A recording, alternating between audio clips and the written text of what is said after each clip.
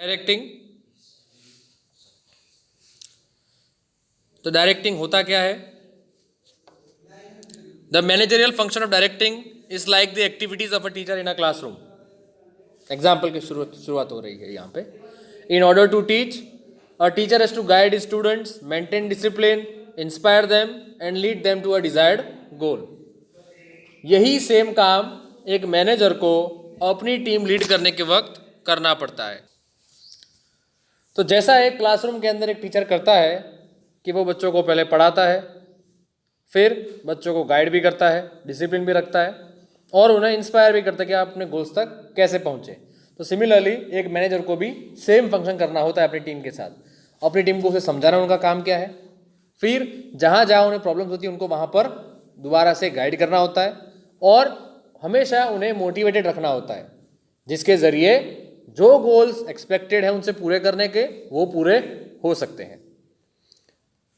It is a very important function in the management of any enterprise. कोई भी enterprise हो, कोई भी ऑर्गेनाइजेशन हो, कोई भी फर्म हो, वहाँ पर डायरेक्टिंग एक इंपॉर्टेंट फंक्शन होता है। It helps the managers in ensuring quality performance of jobs by the employees and achievement of organisational goals. इसके दो फायदे निकलेंगे। पहला, क्वालिटी परफॉर्मेंस आपको मिल सकता है, वो एंश्योरिटीज में रहती है। और दूसरा कि ऑर्गेनाइजेशन के जो गोल्स होंगे वो भी अच्छे ढंग से टाइम बाउंड मैनर में पूरे हो पाएंगे अगर एम्प्लॉयज को सही दिशा दिखाई जाएगी। तो डायरेक्टिंग कम्स फ्रॉम डायरेक्शन, ठीक है। It involves supervision, communication and providing leadership to the subordinates and motivating them to contribute to the best of their capability, ठीक है। डायरेक्टिव में क्या क्या चीज़ें आएगी? सुपरविजन, वो क्या काम कर रहे हैं उस पर नजर रखनी है। दूसरा, कम्युनिकेशन, मैसेजेस वहाँ से लाने भी है और वहाँ पर पास भी करने हैं। फ्लो ऑफ इंफॉर्मेशन एक सिस्टमेटिक मैनर में होना चाहिए ताकि कहीं पर भी कम्युनिकेशन गैप ना हो और जैसी चीज़ को समझना है वो वैसे ही उस चीज़ को समझे। और तीसरी चीज है providing leadership to the subordinates, और साथ साथ उनको क्या देना है? आपको मोटिवेशन देना है जिससे वो अपनी कैपेबिलिटी के सबसे बेस्ट लेवल पे जाके अपना काम देंगे। Functions, it guides and helps the subordinates to complete the given task properly and as per schedule. Task सही से पूरा होगा और टाइम बाउंड मैनर में पूरा होगा। दूसरा, provides the necessary function to subordinates, provides necessary motivation to subordinates to complete the work satisfactorily and strive to do them best। काम कैसे ढंग से करना है? एक सेटिस्फैक्ट्री लेवल तक लाना है उस काम को कि करने वाले को भी मजा आए और जिसके लिए काम हुआ उसको भी मजा आए कि भाई काम अच्छे ढंग से हुआ। और साथ में क्या ध्यान रखना है कि वो काम उन्होंने अपनी बेस्ट ऑफ द एबिलिटीज के साथ पूरा किया है।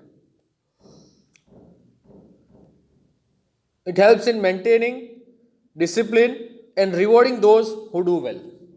डायरेक्टिंग से फायदा क्या है आपको?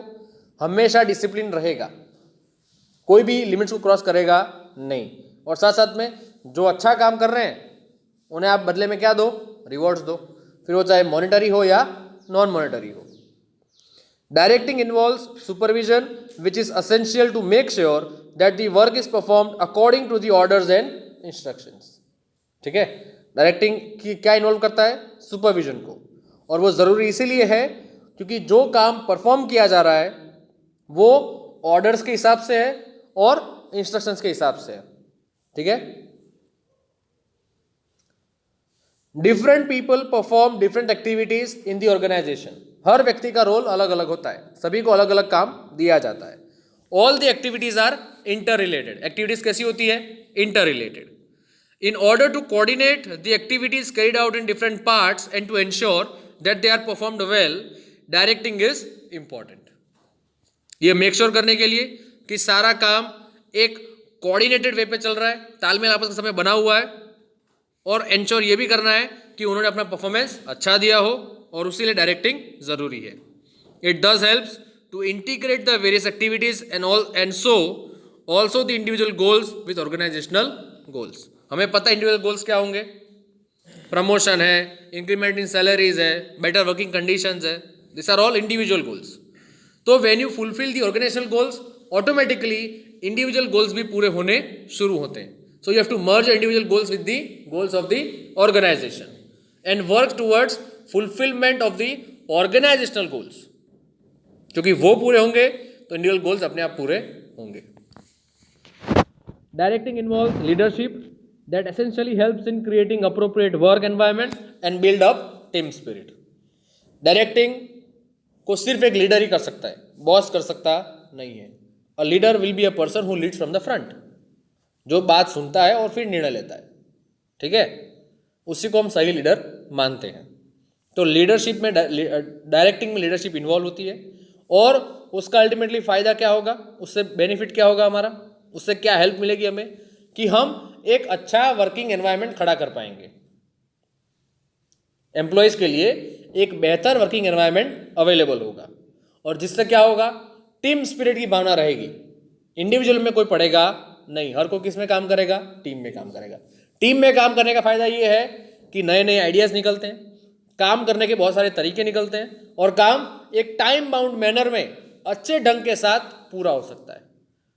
अगर कोई व्यक्ति काम करते करते जा रहा है तो पीछे वो व्यक्ति उसको सिर्फ फॉलो अप कर रहा है, तो वो पीछे होने वाली गलतियों को वो साफ करते करते आ रहा है. रोड कंस्ट्रक्शन में ये होता है ना कि जब भी रोड बनता है कि रोलर आगे चल रहा है, पीछे पीछे दूसरा एक मशीन चलता है साफ करने के लिए, या आगे एक मशीन चल रहा है साफ करने के लिए. वो क्यों है कि वहां पर कुछ गंदा न रह जाए. नया रोड बनता है तब. That is also a part of directing. अब एलिमेंट्स ऑफ डायरेक्टिंग, तो you have communication, supervision, motivation and leadership. This are the elements of directing. 4 है. पहला communication. In an organisation supervisors transfer information to subordinates. किसी भी organisation में supervisors क्या करेंगे, information को पास ऑन करते हैं सबऑर्डिनेट्स तक. Proper communication result in clarity and securing the cooperation of subordinates. अगर कम्युनिकेशन ढंग का रहेगा उसका परिणाम क्या निकलेगा कि चीज़ें कैसी रहेंगी, क्लियर रहेंगी. जो मैसेज भेजा गया वो कैसा भेजा गया है, क्लैरिटी के साथ भेजा गया है. और साथ में सबऑर्डिनेट्स का यानी जूनियर्स का कॉपरेशन भी समय समय पर मिलता रहेगा. Faulty communications may create problems due to misunderstanding between the superior and subordinates. अगर कम्युनिकेशन सही नहीं रहता है तो सुपीरियर और सबऑर्डिनेट दोनों के बीच में प्रॉब्लम्स खड़ी हो सकती है. Misunderstandings, it leads to conflicts. ठीक है. The subordinates must correctly understand the message conveyed to them. अगर डाउट्स होते हैं तो ऑन द स्पॉट पूछने के रहते हैं या आपको वहीं पे क्लियर कर लेने होते हैं. फिर बाद में ऐसा नहीं होना चाहिए कि जो मैसेज भेजा गया था उसका इंटरप्रिटेशन ही गलत हो गया और आपने कुछ और कर दिया. ठीक है. तो you need to keep your communication line open and clear. ठीक है, उसमें कोई रुकावट होनी चाहिए नहीं. और जैसे समझना है वैसे ही समझना पड़ेगा उस मैसेज को. अगर और ढंग से समझने जाते हैं तो फिर वो काम बनेगा नहीं. There are 2 parties, one is the sender and the other is receiver. There is a message sent by the sender to the receiver and the receiver receives the message and understands it. Communication does not always flow from supervisor to subordinate. ये सिर्फ one way हुआ. Communication कैसे होता है, mostly ऊपर से नीचे तक, पर वो कैसा कम्युनिकेशन है, वन वे कम्युनिकेशन है. लेकिन अब होता क्या है, it can also be from a subordinate to a supervisor. 2 way तभी होगा ना, ऊपर से नीचे की तरफ आया और नीचे से ऊपर की तरफ. सुपीरियर से सबऑर्डिनेट, सबऑर्डिनेट से सुपीरियर तक. एग्जाम्पल है, subordinates can pass information to the supervisor about the faults और problems at the assembly line. Thus it is a 2 way process. Communication 1 way process होता नहीं, हमेशा वो कैसा रहेगा, 2 वे प्रोसेस रहेगा. ठीक है. तो ही बात समझ में आएगी, तो ही आपकी बात वहां पर सुनी जाएगी. इसका importance, communication helps employees to understand their role clearly and perform effectively. अगर सही कम्युनिकेशन हुआ है तो एम्प्लॉयज को उनका रोल क्लियरली समझ में आएगा कि उनका काम क्या है, और दूसरा वो परफॉर्मेंस भी उसके अकॉर्डिंग ही करेंगे. Helps in achieving coordination and mutual understanding which in turn leads to industrial harmony and increase productivity. अगर कोऑर्डिनेशन होता है, और वो होता भी है अच्छे कम्युनिकेशन के कारण, और म्यूचुअल अंडरस्टैंडिंग आपस में वो समझ लेते हैं चीज़ों को, उससे फ़ायदा क्या मिलेगा? इंडस्ट्रियल हार्मनी बनेगी, मतलब हर कोई खुशी खुशी शांति से बिना झगड़े के अपने अपने काम करेंगे साथ में मिलके। इससे फ़ायदा क्या मिलेगा? एंड में प्रोडक्टिविटी बढ़ जाएगी, उनके काम करने की क्षमता बढ़ जाएगी। Communication improves managerial efficiency and ensures cooperation from the staff. Communication क्या करता है? मैनेजर की एफिशिएंसी को बढ़ाता है, और उसका परिणाम क्या होगा? स्टाफ से उसका कोऑपरेशन हमेशा मिलता रहेगा। Effective communication helps in moulding attitudes and building up employees moral. Communication अगर खुला हो, ओपन हो, बिना किसी क्या कहते हैं डाइवर्जन का हो, क्लियर हो, उससे क्या होगा? हम अपने एम्प्लॉयज़ का एटीट्यूड मोल्ड कर सकते हैं, बदल सकते हैं। ठीक है, अगर कोई बहुत अकड़ में घूमता है उसको हम तोड़ सकते हैं, और साथ में उनका मोरल भी हम बूस्ट अप करते हैं, उनका कॉन्फिडेंस भी हम बढ़ाते हैं इससे। Communication is the means through which delegation and decentralisation of authority takes place और is successfully accomplished in the organisation. Communication दो प्रकार के हैं, formal and informal. The path through which communication flow is called channel of communication. Channel of communication क्या है? कि जो वो सिस्टम फॉलो करते हैं वो, ठीक है, the path that is followed to transfer information from one point to another, that is known as channel of communication. In every organisation we have both formal and informal channels. The path of communication which are based on relationship established formally by management are the formal channels. जैसे a written order, a notice, a circular, ठीक है, these are all what? Formal ways of communication. Example, the general manager communicates a decision to the production manager who may then issue orders or instructions to the foreman. General manager ने order issue किसको किया? Production manager को. उसने किसको order issue किए फिर? Foreman को या सुपरवाइजर को. It may also be like a worker applying to a supervisor for a loan from the GPF account, General Provident Fund account. अगर मुझे लोन चाहिए, मैं वर्कर हूँ, मैं किसको लिखूंगा एप्लीकेशन? अपने सुपरवाइजर को. वो किसको फॉरवर्ड करेगा वो एप्लीकेशन? फिर अकाउंट्स डिपार्टमेंट को. ठीक है, तो this is a formal way where you go one step by another. Now then that letter is forwarded to the manager accounts who finally sends it to the general manager finance for approval. Communication which takes place on the basis of informal or social relations among staff is called informal communication. जैसे कोई information pass on होती है between a supervisor and an accountant, वो इसलिए हो क्योंकि दोनों दोस्त हैं, तो फोन करके बोल दिया भाई ये लेटर भेज देना यहाँ पर, उस तरीके का. This are all what? Informal ways of communication. उसमें कुछ रिटर्न होता नहीं है. And informal channels are used due to friendly interaction of members of an organization. In fact, it may be purely personal or related to organizational matters, where you use your personal connections to get your work done. Communication कैसे होता है? Top level से होता है, middle को और फिर lower को. मिडल से कहाँ पर होगा? लोअर को और फिर टॉप तक. और फिर आपको सामने कम्युनिकेट किस किस को करना होता है? Customers, government, general public, share holders, suppliers and others. ठीक है, इन सबको एक लेवल के व्यक्ति करते हैं. जैसे कस्टमर्स हैं तो कौन डील करेगा उनके साथ? Lower level. और अगर नहीं हो रहा है तो फिर मिडल लेवल पे. गवर्नमेंट है तो टॉप लेवल, जनरल पब्लिक है तो मिडल लेवल वाले, शेयर होल्डर्स है तो टॉप लेवल, सप्लायर्स है तो मिडल लेवल वाले, अदर्स है तो depending upon the situation. Then you have upward, downward, horizontal and diagonal communication, जो इस बार सिलेबस में नहीं है. Okay, so we now directly move to verbal and non-verbal.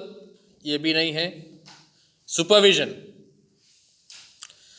After the employees have been instructed regarding what they have to do and how to do, it is the duty of the manager to see that they perform the work as per instructions.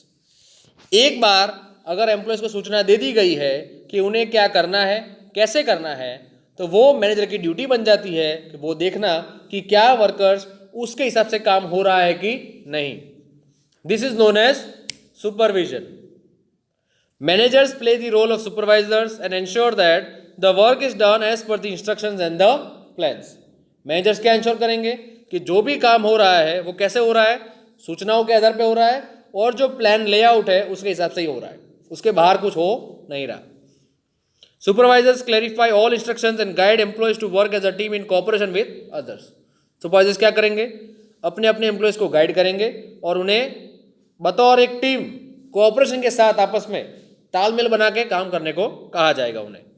Supervisors solve most of the routine job related problems of subordinates eight their level itself. Functions, it clarify orders and instructions issued to subordinates and ensures that they have understood and follow those fully। पहला क्या काम क्या है supervisor का, जो orders ऊपर से आए हैं उन्हें क्लैरिफाई करना और उसके अकॉर्डिंग ही सबऑर्डिनेट्स को इंस्ट्रक्शंस देना कि भाई ये काम ऐसे होना है, ठीक है, और ये भी इंश्योर करना है कि उन्हें वो बात समझ में आई है और वो उसको फॉलो कर रहे हैं। ensures that subordinates have the required facilities to perform their jobs। जिसको जो काम दिया गया है वो काम पूरे करने के लिए इक्विपमेंट, टूल्स, फैसिलिटीज सारी अवेलेबल है या नहीं, ये इंश्योर करने का काम किसका है, सुपरवाइजर का। फिर keep a watch and guide the activities of subordinates in performing their jobs. वो जो काम कर उस पर नजर रखो और जहां जहां जरूरत पड़ रही है वहां पर उन्हें बताओ। Broaden the horizon of his subordinates by making them aware of the wider aspect of the day to day work. अब कोई भी वर्कर एम्प्लॉय कितना सोचेगा, उतना ही सोचेगा, लेकिन आपको उसको समझाना पड़ेगा कि तुम्हारे ये काम करने से अल्टीमेटली ये इंपैक्ट पड़ेगा, ठीक है। इससे क्या होगा, उसे भी इंपॉर्टेंस फील होगी कि मैं ये काम कर रहा हूं तो ऐसे ही नहीं करना, कि इससे कंपनी को ये फायदा हो रहा है। तो ये काम किसका है, ये समझाने का सुपरवाइजर का है कि वो एम्प्लॉय के दिमाग को भी खोले। इसके लिए वर्ड यूज है ब्रॉडन दी हॉरिजन, ठीक है। अगर एम्प्लॉय सोच रहा है कि मेरे काम की कोई वैल्यू ही नहीं हो रही है तो वो डीमोटिवेट हो जाएगा, लेकिन उसका आप दिमाग, उसको मेंटली आप उसको समझाएंगे, अगर वो चीज़ों को मेंटली उसको अफेक्ट करेगी, ऑटोमेटिकली उसके प्रोडक्टिविटी में बढ़ोतरी देखने को मिलेगी। Coordinates the work of different subordinates under him, detects errors and omissions and ensures their rectification. जहां जहां गलतियां उसको वो पकड़ेगा, वो गलतियों को समझाएगा, क्या क्या ओमिट हुआ उसको भी वो बताएगा और उसको रेक्टिफाई भी करवाएगा, उसको सुधाराएगा। इसका importance, supervisors are the key people amongst managers at different levels. They are the link between the top and the middle management and the workers. For example, the foreman of the factory or the office superintendent in the office, both of them are members of the management team and are in direct contact with operatives in the workshop and clerical staff in the office. चाहे वो office superintendent हो या head clerk बोलते हैं जिसे हम आसान भाषा में, तो वो डायरेक्ट टच में किसके साथ है, सारे क्लर्क के साथ है, क्योंकि वो उनका बॉस है। और वो डायरेक्ट रिपोर्ट कहाँ करता है, टॉप लेवल मैनेजमेंट को। तो is acting as a link between top and middle as well as his subordinates. Similarly एक फॉरमैन, एक सुपरवाइजर भी वही करता है, डायरेक्टली रोल है उसका, वो अपनी टीम को समझा रहा है, उसको ऑर्डर्स कहाँ से आ रहे हैं, मिडिल को, तो वो रिपोर्ट कहाँ कर रहा है वापस, मिडिल को, और वो रिपोर्टिंग कहाँ जा रही है फिर, टॉप को। They are the mouthpiece of management for communicating its ideas, plans and policies to the workers and employees। अगर वर्कर स्ट्राइक पे उतर गए हैं तो वर्कर अपने मैनेजर की नहीं सुनेगा, वर्कर अपने सीईओ की नहीं सुनेगा, वो किसकी सुनेगा, अपने सुपरवाइजर की सुनेगा, ठीक है। तो supervisors will act as a mouthpiece, यानी वो रिप्रेजेंट करेंगे किसको, टॉप लेवल मैनेजमेंट को, अगर कोई क्राइसिस खड़ा होता है तो, ठीक है। मैनेजमेंट के क्या आइडियाज़ है, क्या प्लान्स है, क्या पॉलिसीज लाना चाहती है, वो एम्प्लॉयज तक कैसे पहुंचेगी, through its supervisors. At the same time they have to play the role of principal spokesman of the subordinates to communicate their feelings and grievances to the management. इनको दोनों रोल प्ले करने हैं, एक इन्हें represent करना है management को भी जब उनकी बात हो रही हो, इन्हें रिप्रेजेंट करना है वर्कर्स को भी जब वर्कर्स की कोई तकलीफ हो, तो दोनों तरफ से। Thus, it is the only supervisor who, as a member of the management team, is capable of developing links to the workers। यही वो व्यक्ति है which has the power to create links directly between top and the operational level। वो उनकी बात वहां तक लाएगा और वहां की बात यहां तक लाएगा। Supervisor expected to maintain the best and friendly relations with their seniors as well as with the workers and enjoy the trust and confidence of both management and operatives। इनसे उम्मीद की क्या जाती है, सुपरवाइजर से क्या उम्मीद की जाती है, कि उनके टर्म्स और उनके रिलेशंस टॉप लेवल के साथ भी अच्छे रहेंगे और उनके वर्कर्स के साथ भी कैसे रहेंगे, अच्छे रहेंगे। उन्हें दोनों का कॉन्फिडेंस हासिल रहता है, ठीक है। जब उन्हें लगा कि एक तरफ कुछ गड़बड़ हो रही है तो वो फिर उस साइड को रिप्रेजेंट करते हैं ताकि मामला सुलझे। जैसे बहुत सारे लॉकआउट्स होते हैं कंपनी में, वर्कर स्ट्राइक पे उतर जाते हैं, तो वापस वर्कर्स को फैक्ट्री तक ले कौन जाए? तो ये सुपरवाइजर्स ही होते हैं जो उन्हें समझा बुझा के वापस काम पे ले आते हैं, ठीक है। सीईओ उनका काम नहीं है सब, उनको आता भी नहीं है। वो सिर्फ प्लान्स बना सकते हैं, आइडियाज़ निकाल सकते हैं। वर्कर्स को फैक्ट्री तक कैसे ले जाना है वो सिर्फ ये जानते हैं, ठीक है। तो मोस्टली कंपनीज क्या फॉलो करती है इसके लिए कि वर्कर्स में से ही प्रमोशन दे के सुपरवाइजर बनाए जाते हैं। बाहर से कोई नया ला के बिठाया जाता नहीं, उन्हीं में से प्रमोशन देके बिठाते हैं। तो हमेशा जो सुपरवाइजर बना है उसके अंदर हमेशा दो चीज़ें रहेगी, एक मैनेजमेंट ने उसको प्रमोट किया तो उसे उनकी बात रखनी है, और दूसरा वो इन्हीं के बीच में से तो उनकी बात भी वो रखेगा, ठीक है। This is the technique. Why do we promote workers into supervisors? इसी रीजन से। Motivation. Motivation is one of the important elements of directing.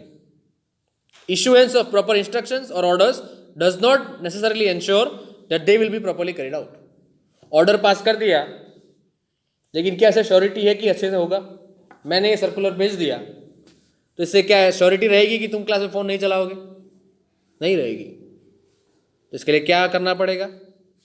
It requires manager to inspire और induce the employees to act and get the expected result. इसके लिए क्या करना पड़ेगा manager को कि उसे अपने एम्प्लॉयज को या तो इंस्पायर करना पड़ेगा या उन्हें पनिश करना पड़ेगा ताकि हमें सही रिजल्ट्स मिल सके। तो हम सोचेंगे क्या करना है इसका।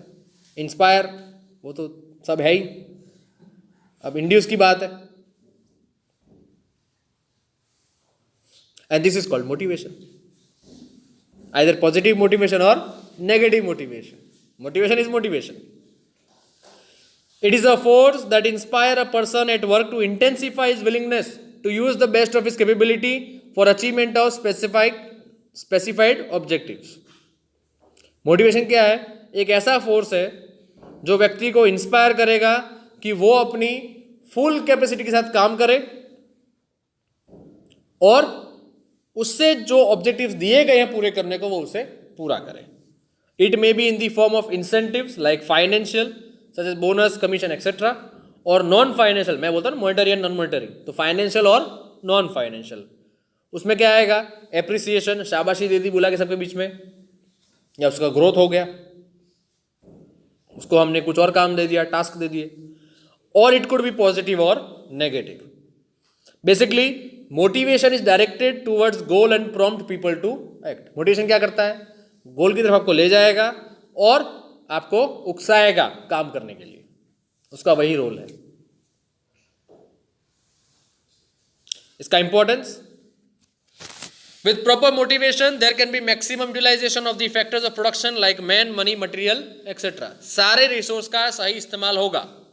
दूसरी चीज, if employees are motivated it will reduce employee turnover and absenteeism.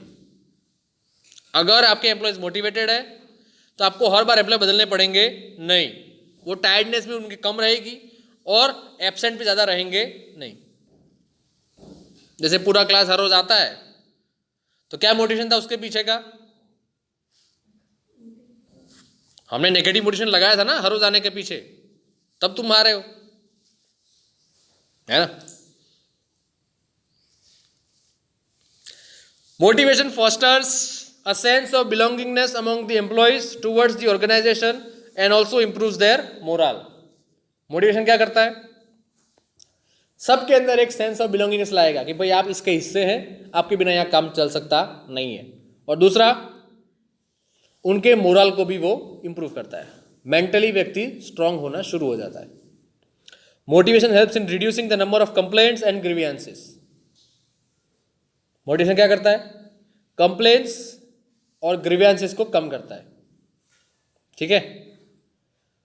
The wastage and accidental rate also comes down. Resource का वेस्टेज कम हो जाएगा और जितने एक्सीडेंट्स होते हैं काम के वक्त वो भी कैसे हो जाएंगे? कम हो जाएंगे, क्योंकि उनका रोल पता है, क्लियरली हो जाता है. इसीलिए with proper motivational techniques management can attract competent and best quality employees. अगर मोटिवेशनल टेक्निक्स आपकी अच्छी है फाइनेंशियल वाले भी और नॉन फाइनेंशियल वाले भी। तो जाहिर सी बात है आपको कॉम्पिटेंट व्यक्ति, काम करने में सक्षम व्यक्ति और अच्छी क्वालिटी के एम्प्लॉयज़ मिलने की चांसेस ज़्यादा रहते हैं, या आपके एम्प्लॉयज़ में ये क्वालिटी डेवलप हो जाएगी कि वो कॉम्पिटेंट बन जाएंगे या फिर उनकी क्वालिटी सुधर जाएगी। Leadership, while motivation is the process through which employees are made to contribute voluntarily to work, leadership is the ability to persuade and motivate others to work in a desired way for achieving the goal. Motivation क्या है? एक process है जहाँ पे हम employ को क्या करते हैं, उसके अंदर उत्साह जगाते हैं जिससे वो खुशी खुशी काम करना शुरू कर देता है। लेकिन ये उत्साह जगाएगा कौन उनके अंदर, मोटिवेट करेगा कौन? तो वो व्यक्ति होगा एक लीडर। तो लीडरशिप का काम क्या है? लीडरशिप एक एबिलिटी है क्या? परसुएड करने की, उसको मनाने की और उसे मोटिवेट करने की कि वो एक डिजायर्ड वे पे काम करे और अपने गोल्स को पूरे करे। Thus, a person who is able to influence others and make them follow his instructions is called a leader. Example, in an organization, the management decides to install some new machines to which the workers are resisting. नई machine लाने की सोची, workers पे काम करने को तैयार नहीं थे, तो फिर ये काम किसका अब उनको सही करने का? एक लीडर का ही, उनके मैनेजर का। वो जाके समझाएगा कि इसमें मशीन में ये फ़ायदे हैं, इससे एक्सीडेंट्स कम होते हैं, इसमें आपको बस बटन से दबाने हैं, उसकी ट्रेनिंग देंगे तो ही वो काम करेंगे।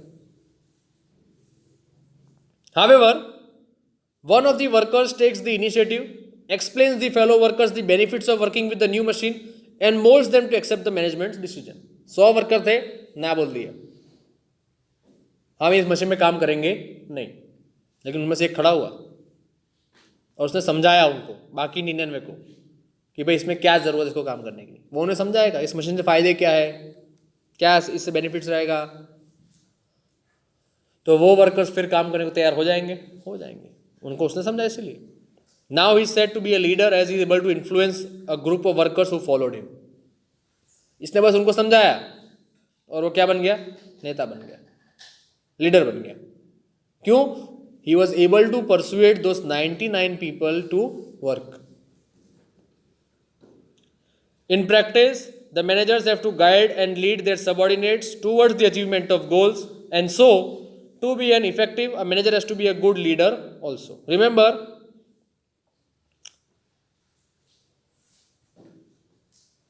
a good leader may not be a good manager, and a good manager may not be a good leader. Leadership अंदर से होती है, उसका कोई ट्रेनिंग कोर्स नहीं होता है, मैनेजर का ट्रेनिंग कोर्स होता है। ठीक है? Leadership is the process which influences the people and inspires them to willingly accomplish the organizational objectives. The main purpose of managerial leadership is to get willing cooperation of the work group in pursuit of the goals. इसका importance, leadership improves the performance of the employees. Leaders can motivate the followers to work and thereby increase their performance level. Leadership का main काम क्या है? To improve the performance of the employees, और उन्हें motivate इस ढंग से करना कि उनका परफॉर्मेंस बढ़े। With continuous support and guidance, leaders are able to build confidence among the followers, thereby increasing speed, accuracy and decreasing wastage. With friendly and cooperative efforts, the leader is able to build employees morale, which in turn contribute to higher productivity. The lesson is over.